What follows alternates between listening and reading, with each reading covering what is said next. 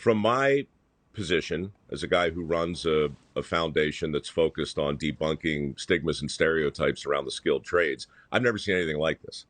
Not a week goes by where my foundation doesn't get a phone call from some association in charge of some industry that's struggling mightily to recruit. Just this month, I've heard from the energy industry, the flooring industry. I mean, you just go down the list one after the next. The restaurant industry, the cable and broadband industry, they are all struggling with the same basic problem, and that is how to make a more persuasive case for the opportunities that exist within their industries. And they're all talking to the same group of people who, for whatever reason, have, I think, changed their fundamental relationship with the definition of a good job. Hey, James from Roman 3 here. Welcome to the first video in our Recruitment Fails series. This video will be especially relevant if you're hiring in a highly competitive field that requires specific technical skills like tech, legal, engineering, etc. But these fails happen with every kind of job. So let's jump right into the first and perhaps most common terrible recruitment tactic: salary. Okay, so there's a bunch of things people fail to do with salary during the recruitment process. First and foremost, put the bloody salary on the job posting. Why is it so important to put the salary on the posting, you ask? It's because people who are good at their jobs and have the skills you want to bring into your company, they know what they're making now. They have an idea of how much their skill set is worth in the marketplace.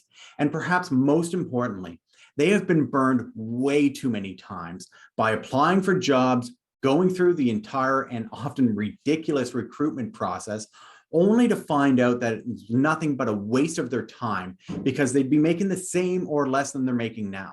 Put yourself in the applicant's shoes. What would your impression be if you showed up at a car dealership with the intention of buying a new car? The salesman comes out and ushers you to a beautiful looking car in the showroom and starts describing all of the features and benefits of buying this car. You're interested. The car looks amazing, the features sound great, and it packs a ton of horsepower. Everything sounds so good, you start asking about the price. What would your reaction be to if your question was just completely brushed off? Oh, we'll get to that. Or I'll put that information in the contract. You would very rightly believe that this person is being dishonest at best, and most likely trying to scam you or take advantage of you. Yeah, I know it's not a perfect analogy, but what happens when you say competitive salary rather than giving a salary range? It tells the labor market that at best, you're cheap. Because if the salary is so competitive, why are you not sharing it? Now, I know that many will make the argument here that if I put the salary in the posting, I will only attract people who are greedy and only want to work for the money, not the job. First, that's untrue. And second, even if it was true, who cares? That's why you screen applicants. You might get a few applications from people who are only applying because of the money. And chances are these people don't have the required qualifications anyways, so their application will never pass screening. What you will get, however, is more applications from qualified candidates. So just let people know what the salary expectations or salary range is.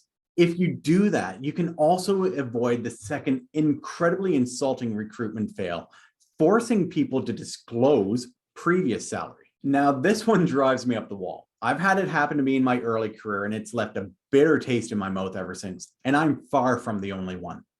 So here's the problem with forcing applicants to disclose what they're currently making in order to negotiate a lower salary during contract negotiations. First of all, you are not going to get an honest answer. If the person has even half a brain, then they know you're trying to lowball them, so they're going to add 30, 40, 60% to their current salary in order to regain some negotiating strength. Two, if you are successful in lowballing the person, then they're going to be entering your workplace already frustrated, not trusting the company, and feeling like they've been taken advantage of. And three, regardless of the outcome of salary negotiations, you set up a conflict between employees and the company before they ever set foot in the workplace. What most people don't understand is that you are always developing a workplace culture. Every piece of communication with staff, the expectations you place on people, the way you make them feel throughout the recruitment process, these all contribute to the workplace culture of your organization, whether for good or bad.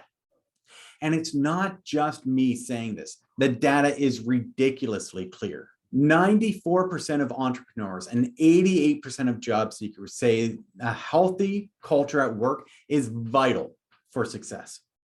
86% of job seekers avoid companies with a bad reputation. Millennials, which are the largest demographic in the workforce now, they prioritize people and culture fit above everything else.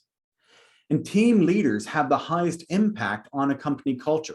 Having a highly engaged workforce can lead to 202% increased performance. And not only that, but 69% of employees would work harder if they received more recognition.